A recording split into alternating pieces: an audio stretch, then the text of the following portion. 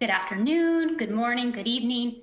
Welcome wherever you might be joining us from for today's UPS webinar on cross-border opportunity exporting to Canada. I'm Siobhan and I'll be your moderator for today. Before jumping into discussion, I have just a few logistical notes for today's presentation. So this webinar is being recorded and attendees will receive a link afterwards to rewatch the presentation.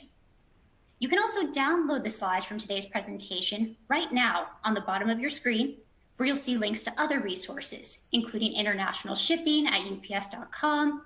You can sign up for a virtual consultation, as well as a link to Notions Marketing.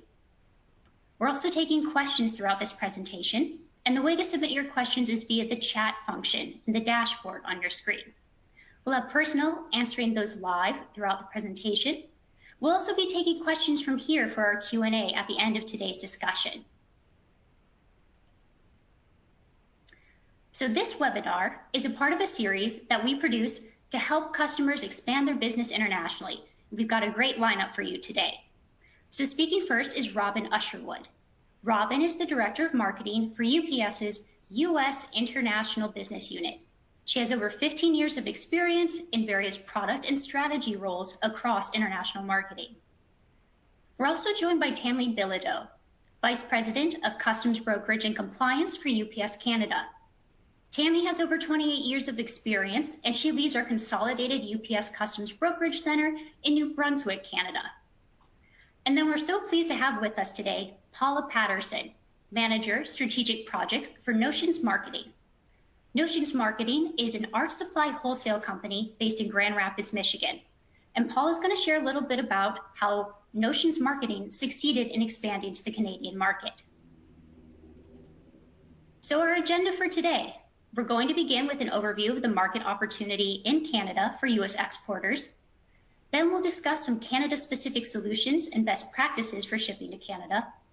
And finally, we're going to talk to somebody who's done it. So we'll have a chat with Paula about her company's experience of expanding to Canada. And again, we'll finish today's webinar with the Q&A portion. So submit your questions for all of our panelists in the chat feature. So with that, I'm going to turn it over to Robin to kick us off. All right, thank you, Siobhan, and hello to our audience. We're actually going to start with a poll because we really want to get a sense of who we're talking to. So let me get to the poll.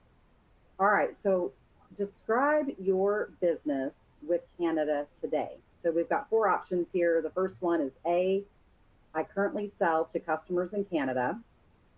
B, I do not sell to customers in Canada, but plan to or would like to. C, I have no immediate plans to sell to customers in Canada. Or D, other. Maybe you're just along for the learning journey.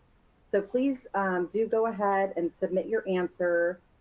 I'm going to give it just a few more seconds. All right. We've got almost enough. Don't be shy. All right, so I'm going to open up and let's see what we've got here. All right, so a little bit more than half of our audience is currently selling already to customers in Canada. We've got about a quarter who don't but plan to or would like to, so that's awesome. And for those who do not have an immediate plan, maybe we'll convince you today. And then we've got others, so several of you guys who are on for the learning journey, so that's awesome. All right. For those of you who are planning to expand your business internationally, Canada likely makes the most sense. And for those of you who already do business in Canada, Tammy's actually going to share some best practices for you and a lot more shortly. So let's start with why Canada. First of all, Canada is the US's largest export market, which means plenty of customer opportunity for you.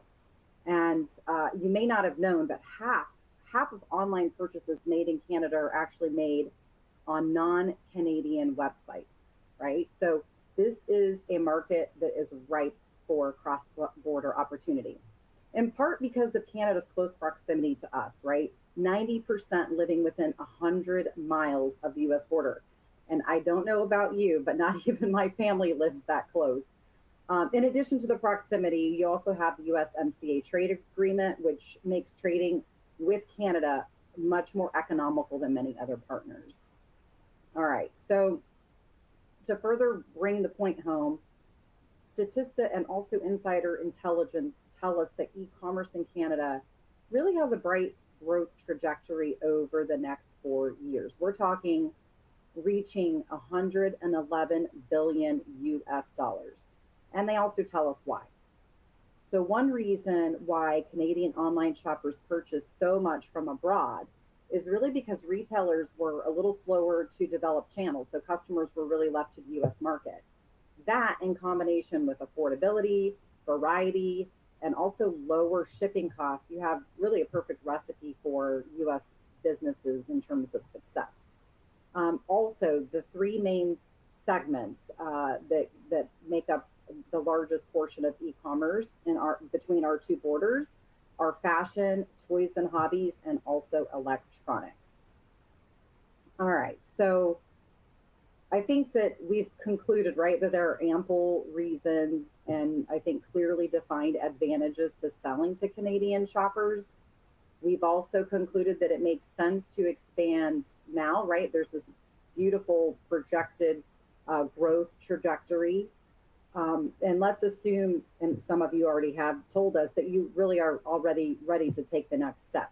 I think it's important for us to listen to other small businesses, really to understand the keys to unlocking an exceptional customer experience. And if we look at this recent survey that was done among SMBs, we found that almost 80% of businesses agree that the shipping experience accounts for a significant portion of the overall e-commerce customer experience. So at least half, right? And when it comes to a negative experience, the key contributors are listed here, right? So you've got late delivery, lost or damaged orders, or late or stolen orders. And I can safely say that at UPS, we really excel when it comes to reliability and trust. In fact, Morning Consult recently named UPS the most trusted shipping company in America. In addition to that, ShipMatrix ranks UPS as the most reliable on-time performance delivery company. All right, so in addition to reliability and trust, when it comes to balancing speed and cost, we recommend our fastest ground ever to Canada, which is our UPS standard service. The fact is, we're just faster, right? So as fast or faster than FedEx's ground service to most postal codes in Canada. And we've really invested heavily to make that happen. You should also know that it's a guaranteed service. And on the delivery side, as well as if the customer is making a return, we have thousands of UPS access point locations across both the United States and Canada. Also, from a delivery perspective, we support photo delivery confirmation and also really robust notifications, which are especially useful when you are shipping cross-border, because it is possible that duties and taxes are owed. And that means that through those notifications, you can actually pay online, which really smooths out and speeds up the delivery experience. And Tammy's going to talk a little bit more about that. All right, so I think pictures help kind of drive the point home. So I live in Atlanta. So this is an example of our time in transit with our fastest ground ever, so UPS standard service. And you're going to see that in the most populated provinces, so in Ontario, if you look at the central eastern part of Canada, in Ontario, which represents about 40% of the Canadian population, and then you've got Quebec, which makes up about 23% of the population, you'll have a 3-day time in transit. So about 2/3 of the population would be served by that faster time in transit. This, again, is an example from Atlanta, but we also deliver nearly 30% of our volume to Canada in just 2 days by ground. And so, for example, if you lived in, or your business was in Northern Virginia, the DC area, Illinois, Ohio, I can go on and on, but quite a large portion of our ground volume does get delivered in 2 days. All right, so we also have other options, right? That would go by air through our airline. Another popular service that we see used often to Canada is an end of day service that we have, which is Worldwide Saver. And just to kind of drive the point home there too, we are as fast or faster than DHL to 91% of the most important lanes, and versus FedEx to 83% of the most important lanes. And we also have an expedited service. So you see this over here in the blue, and there we're also as fast or faster on 91% of the lanes versus FedEx. So whether you're looking for a next day delivery or you're looking to balance speed and cost, we have plenty of options, right? So at this moment, I am going to pass the baton over to my friend Tammy, who's going to take you through more specifics on Canada. All right, well, thank you so much, Robin, and hello to everyone. I'm here live from Canada, so very excited to be here today to talk to our partners across the border about the realities of breaking into international markets. And that is that there are rules and regulations associated with crossing borders. But what I will say, after being in the industry, believe it or not, for more than 28 years, it's more interesting and exciting than it is scary, at least in my opinion. And there are subject matter experts and strategic partners like UPS that are here to help you. So that's really what we hope to get out of today's presentation. The key to growing business in any new market, as you all know, as small business, small, medium-sized business owners, is to make it easy for your customers to do business with you. And that can get complicated when you're crossing a border. So what we want to talk about today is some of the solutions and best practices that maybe can help you simplify that process for your customer. So there are 3 programs that I'm going to highlight here today. It's our brokerage ICOD program, our automated brokerage solution, and our non-resident importer account program. And my intention is not to get too technical, but to provide you with information on these options so that you can make decisions that are good for your business as you're breaking into the Canadian market. And I will say, for those of you who don't know, UPS is a fully licensed customs broker. So these options that we're going to talk about is when you partner with UPS for both your shipping and your brokerage needs.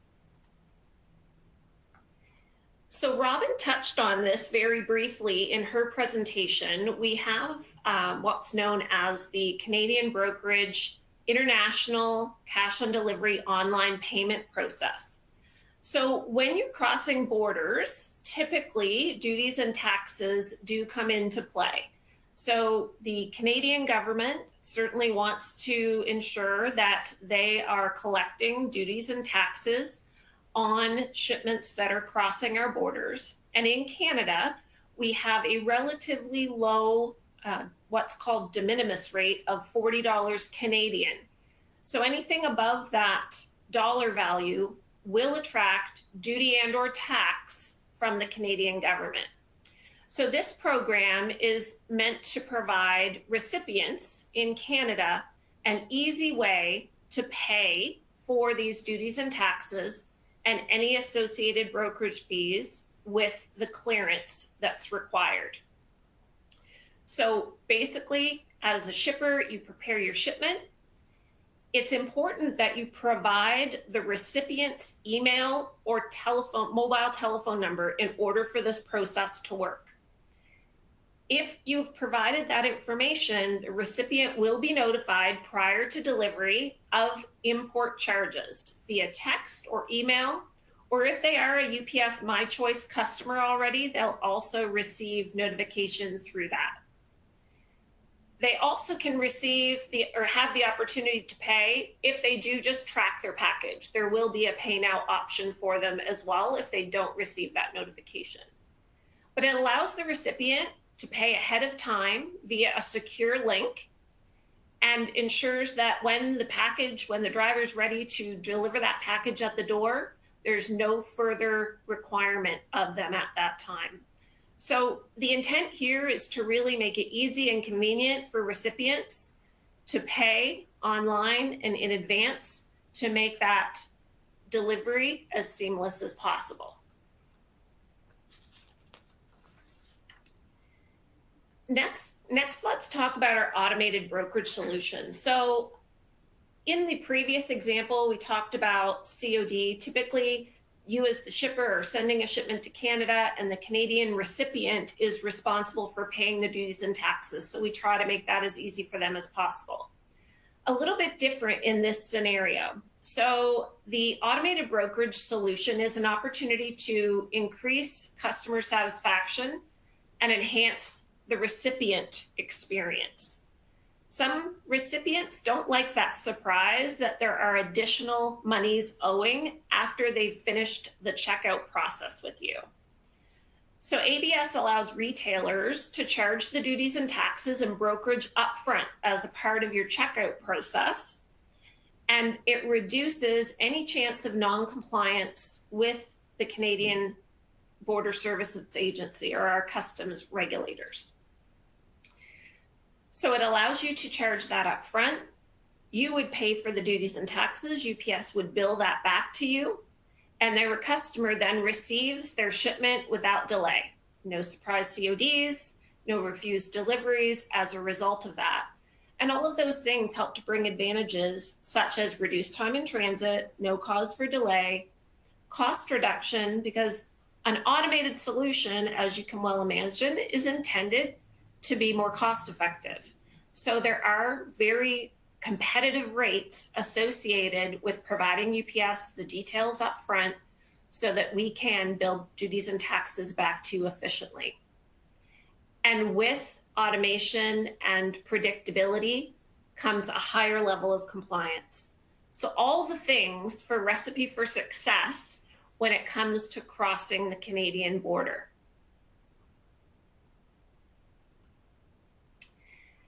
As your business continues to grow, you may decide that you would like to be a non-resident importer. So what is that? It's a company that doesn't have a physical presence in Canada, but still would like to act as the importer of record on shipments into Canada using your own company name. So it gives you full control, really, of that importing experience into Canada. What do you need to get started? We have subject matter experts across Canada that link with the US sales team to facilitate this process for you. So again, I'm not going to get too technical, but if you're interested in this solution, we have people that are dedicated to help you. Things that you'll need are things like a Canadian business number, which we can help walk you through how to apply for that. You'll have to be registered for Goods and Services Harmonized Sales Tax, so a tax ID to report and reconcile taxes that are applicable to your imports.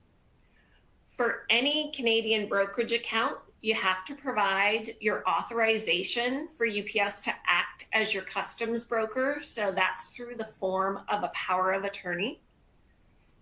You'd have to sign an agreement to maintain books and records outside of Canada. For any shipment coming to Canada, you need a Canadian customs invoice. And it's certainly always helpful if you have a certificate of origin. I'm going to talk a little bit more about some best practices for those two items shortly.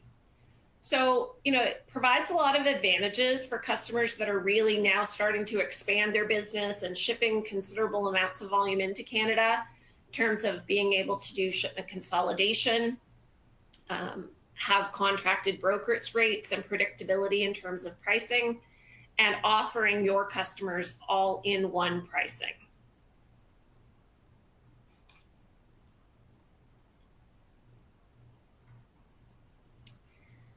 So the commercial invoice, this is probably the most important thing that you need to know when you're shipping to Canada, whether you're a first-time shipper sending a shipment into Canada, or you've been doing it for a while, it is very critical that all of the fields of the commercial invoice are clearly marked, have the appropriate level of detail.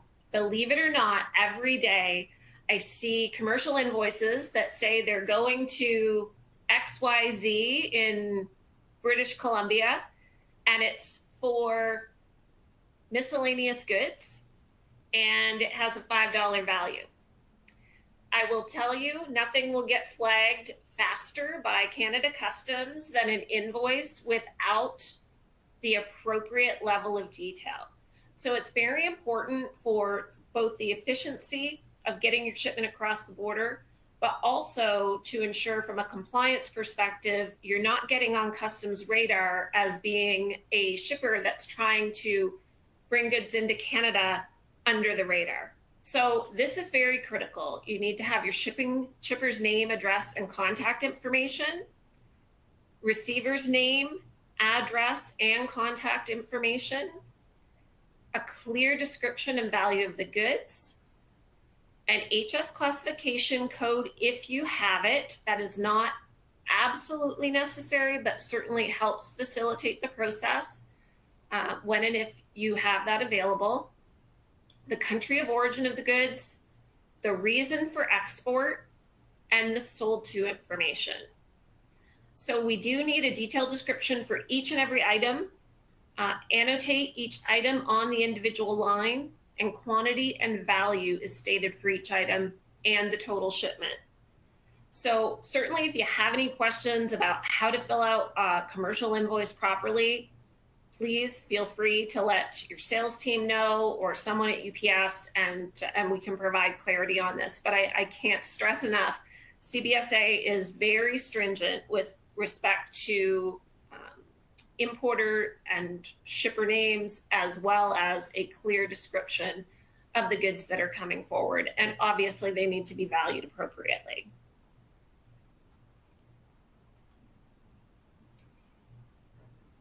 I'm sure anyone that is currently shipping to Canada probably already knows about the USMCA.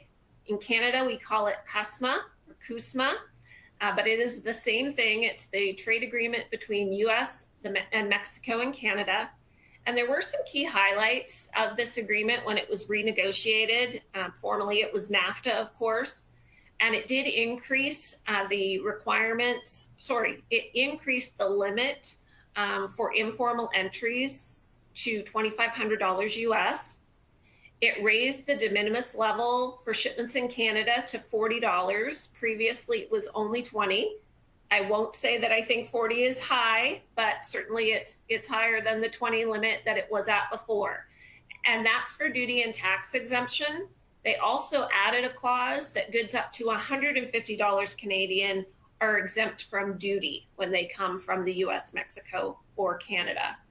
So if you, again, anytime that you're shipping internationally, trade agreements are a really great way to ensure that you're saving money when the goods are made in those particular regions, and that you're minimizing your costs and or your importers' costs, which of course help facilitate additional trade. So with that, I believe that, I do have a few more best practices in mind. I apologize. There are lots of commodity specific stipulations. So if you're in the business of sending medicines or foodstuffs to Canada, there are lots of specific requirements as it relates to these types of goods. So I definitely encourage you to ask questions and do your homework on that. On a personal note, if you're sending gifts to Canada, keep in mind that you can send gifts up to $60 Canadian in value per item without incurring any duties or taxes. You do have to note that it's a gift on the invoice, and it must be going from a person to a person. There are lots of restricted commodities in terms of crossing borders, and so coming into Canada particularly, these are just a few common items that we wanted to highlight. So alcohol, e-cigarettes or vaping products, some animal and animal products, baby walkers, paintball and airsoft guns, plants, seeds, wood and wood products, just to name a few. So if you are sending these types of items into Canada or thinking of it, please make sure again that you do understand what the requirements are for these restricted commodities. And then from a weight and size limit perspective, this is not a customs regulatory requirement, but just know what our weight and size limits are for our shipping platforms. So with that, I'm going to turn it back to Siobhan.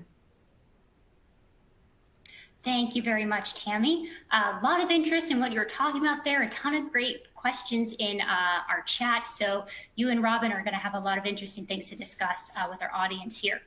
But like Tammy said, time now for what we've all been waiting for, a conversation with our special guest, Paula Patterson from Notions Marketing.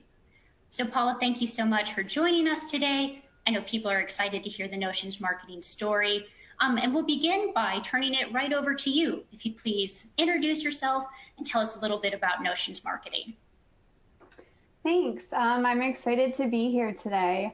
So my name is Paula Patterson. I've worked at Notions Marketing going on about 10 years now. As I said at the beginning, my current role here at Notions is a manager of strategic projects. So I kind of oversee project management and continuous improvement here at Notions.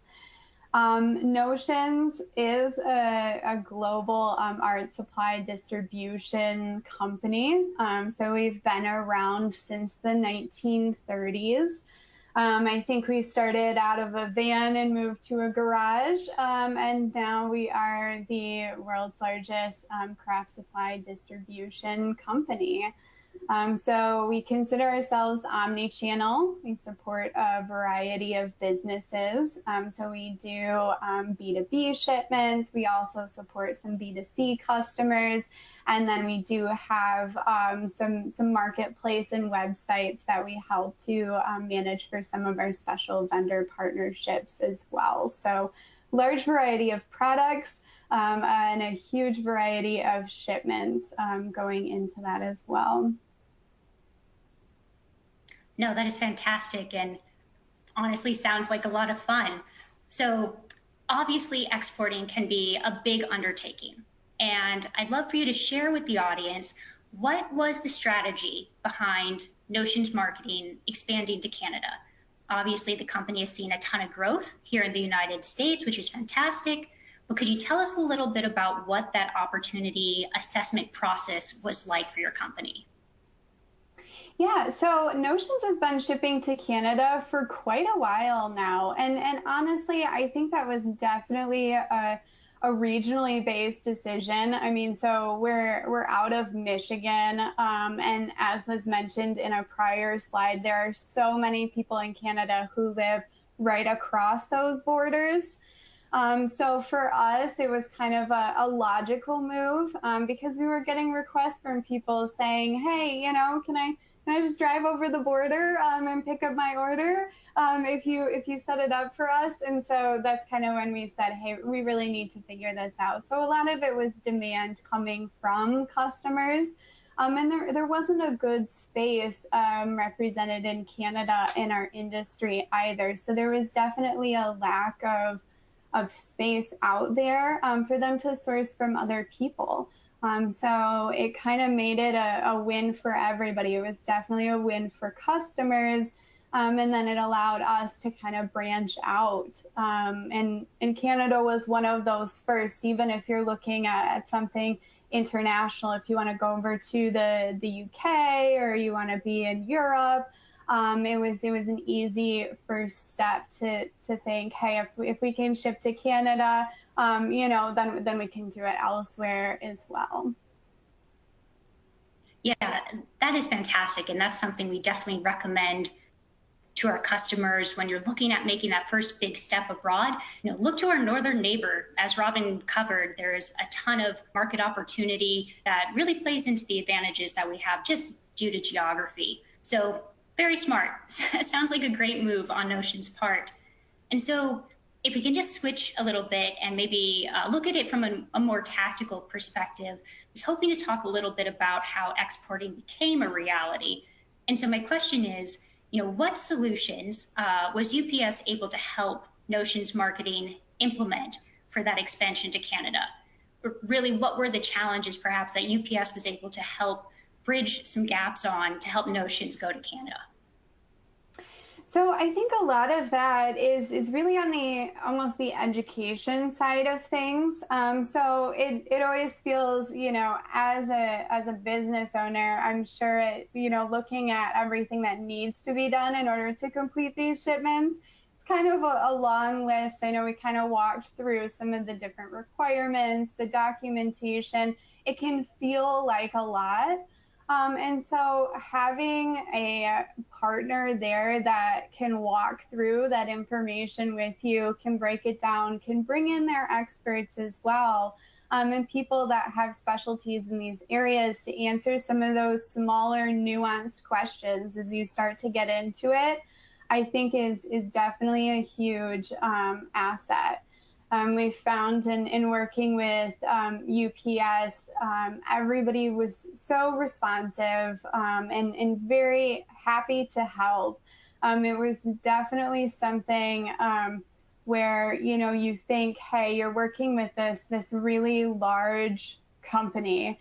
And so you can be concerned as, a small or medium-sized business that, hey, maybe they're not going to pay attention to me as much. But that definitely was not at all the experience that we had. So it felt like every concern we had was also a concern that UPS had in getting us started.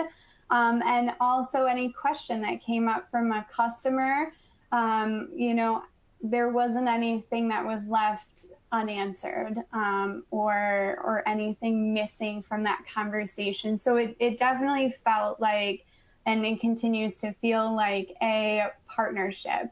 And I think that's really important when you're bringing in somebody to help with your business. You want to make sure that everybody's working together cohesively to get you where you want to be. Absolutely, and we love to hear that. And you hit the nail on the head that we think it comes down to partnership as well. And we understand that your business and your brand is very important. So making sure solutions are good for customers, that's really what we're after at the end of the day. So fantastic. Obviously, things have been implemented to good effect.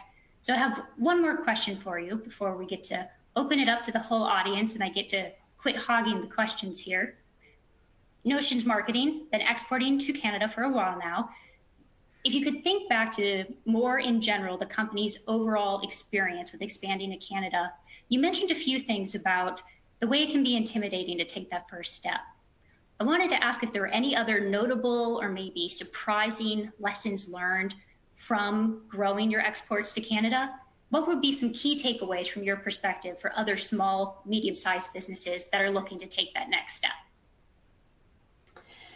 I think that, there are different shipping methods that you can use when you're shipping to Canada. And not only does that have implications for you and your business, but that also has, impact on your customers. What are you going to do with duties? How are you going to handle it? How long does delivery take for this service versus another?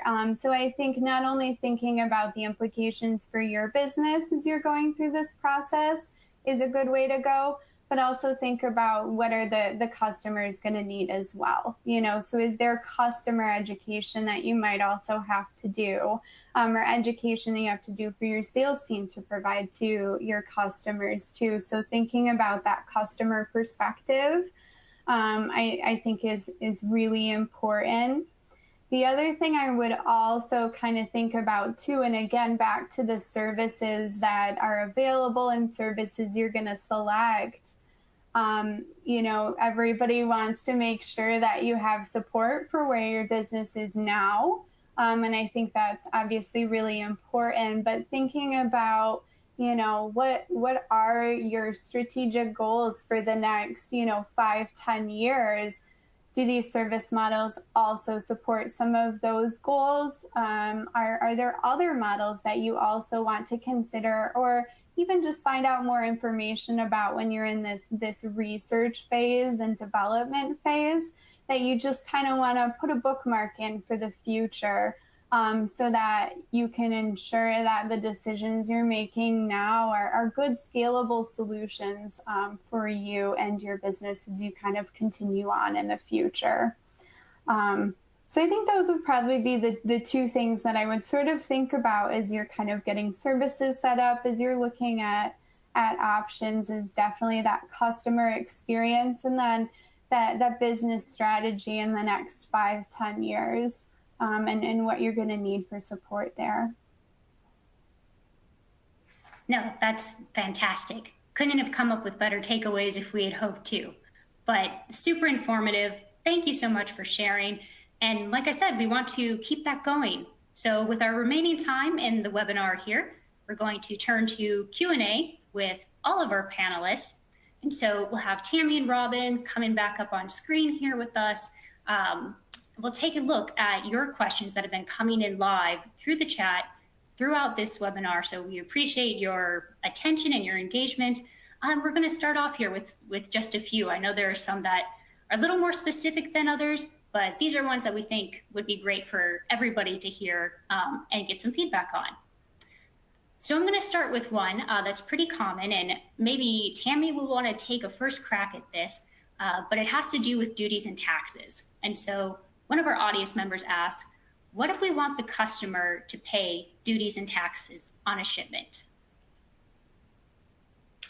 Yeah, sure, Siobhan, I can start with that. So really, in terms of who pays for the duties and taxes, it's all around the billing terms, the way in which you send out your shipment. So when you're shipping with UPS, if you want the recipient to pay the duties and taxes, then you would send that shipment with the billing terms prepaid. And then duties and taxes would be billed to the recipient in Canada when UPS is the broker. Otherwise, they'd be billed to them by their own broker. All right, thank you so much. Duties and taxes, always a concern, and who pays for those? This next question I think is probably best directed at Tammy as well, but an audience member asks, can you talk about the broker and how we would know if we need a broker, how to go about getting the package through when the broker is needed? So a brokerage question, if you will, Tammy. Okay, so as I talked about earlier, anything valued greater than $40 Canadian does require customs clearance into Canada. If you're shipping to a business in Canada and they are paying for the duties and taxes, they will be the importer of record, and they decide who the broker is going to be. So they may choose UPS to be their broker. They may choose someone else to be their broker, in which case UPS would turn the paperwork over to them. Shipments that are going B2B are treated differently than shipments that are going business to consumer. So business to consumer shipments typically are always cleared by UPS. So if you are shipping B2C, regulations state that UPS can act on behalf of the importer as the customs broker, knowing that folks like myself as an individual don't have a customs broker lined up. So hopefully that kind of helps to clarify that. In the event that you want to take responsibility as the importer of record, that's what I talked about a little bit earlier, you would have to become a non-resident importer. So as a business in the US, you are entitled to do that. That would mean that you would be the person that would designate who the customs broker is going to be. Again, we'd hope that you choose UPS, but you certainly are able to choose any broker of your choice. Thank you, Tammy. Sort of on that theme, got a question directed for Paula here. Our audience member asks, did you shop for other importing options when you were starting out in the expansion to Canada? And what was the key point you decided to go with UPS for the importing process? If you'd like to speak to that a little bit. Sure. So initially, when Notions started shipping to Canada, we were set up with UPS.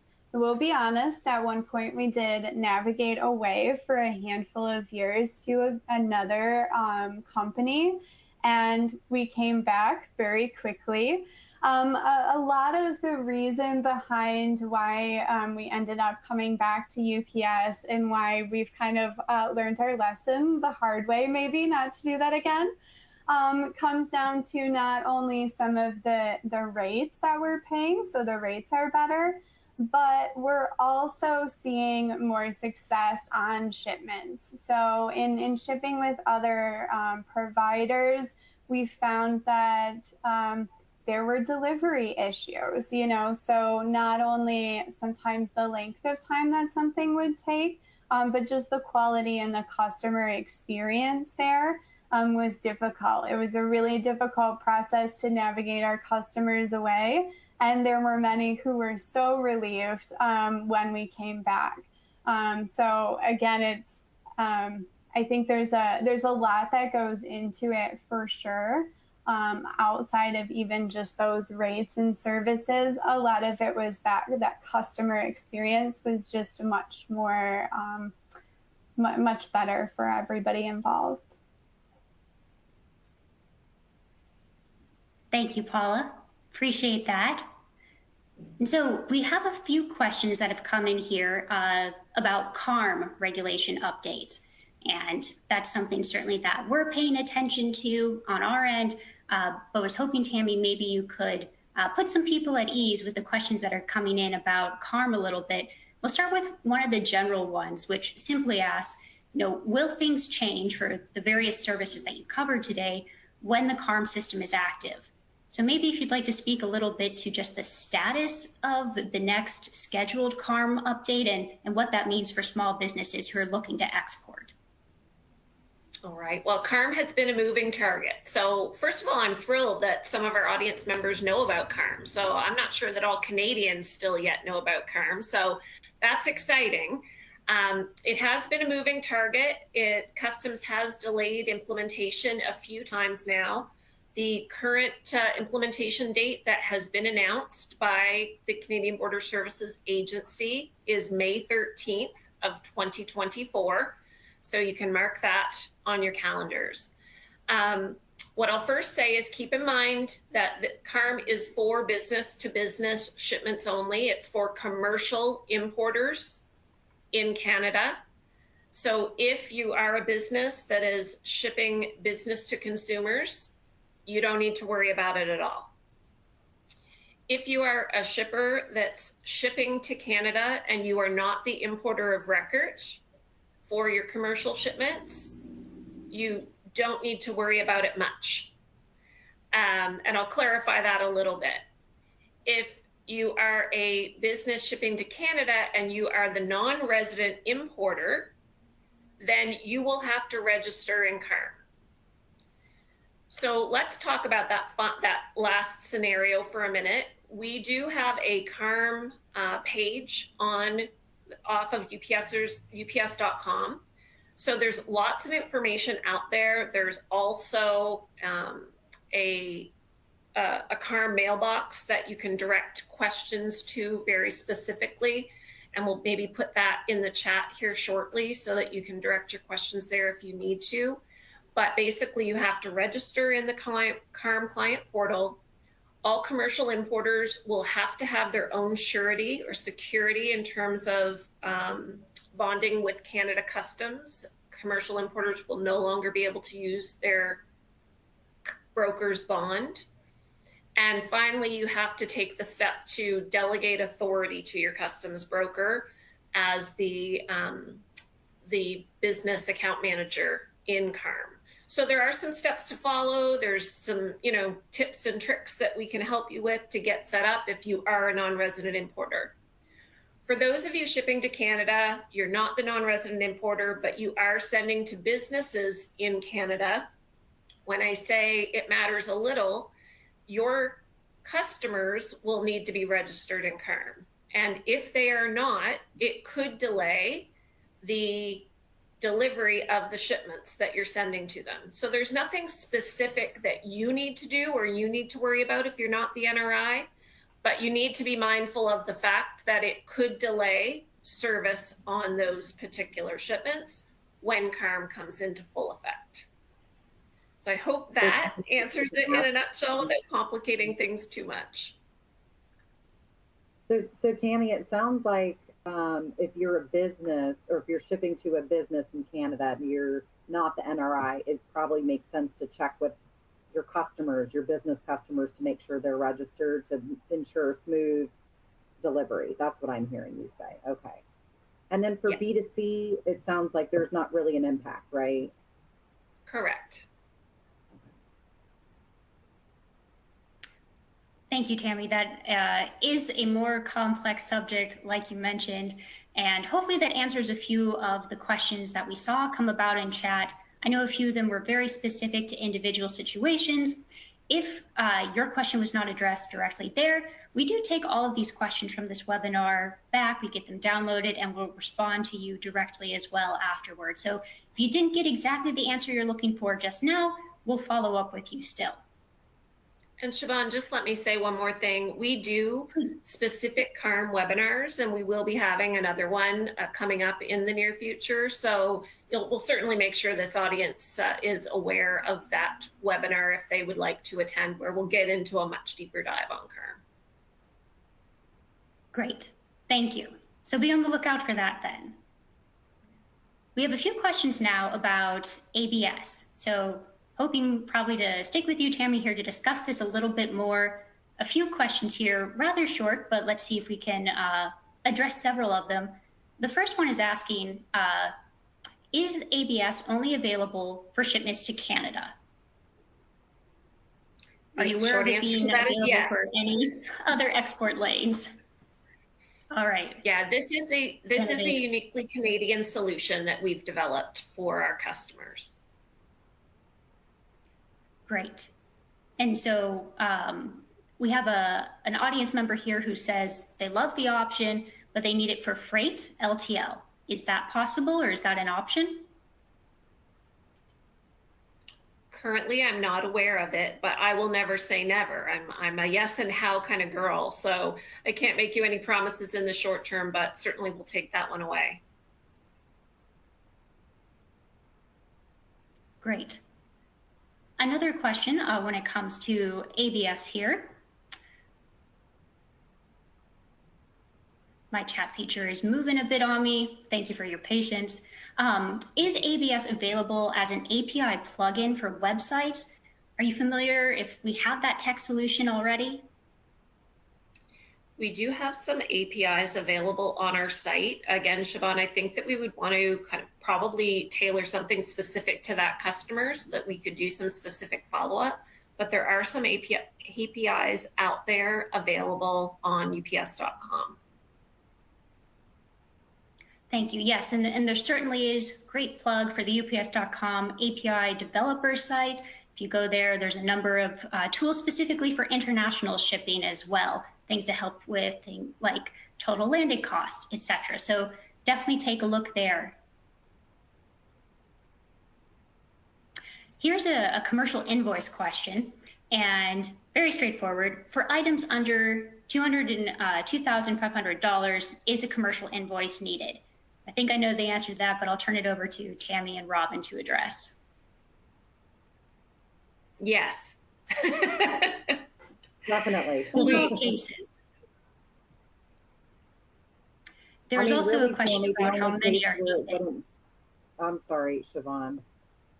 Go ahead, please. Say, I think really the only case where a commercial invoice is not required is when you're shipping a document. Let's say you have a legal sort of agreement that you're shipping to get a signature or something like that, that documents don't require commercial invoice.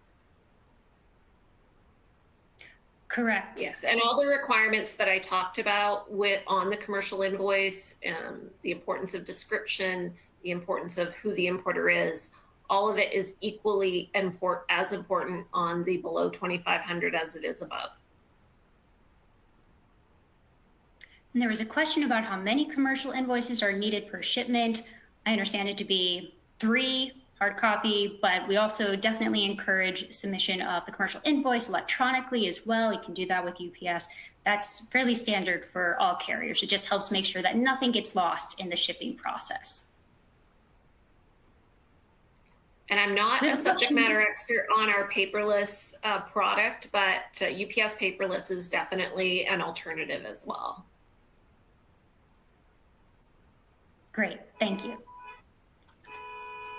Question now, what are the next steps to set up UPS as our broker? Question from the audience here. Someone's ready to do that. I think that might be best for you, Tammy.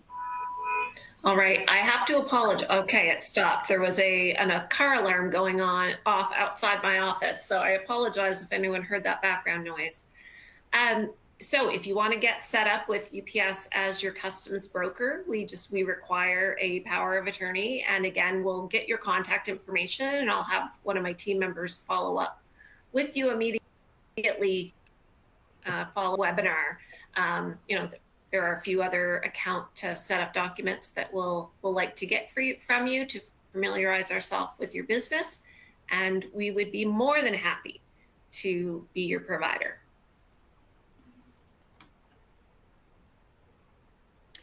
Here's a question again about those all-important duties and taxes.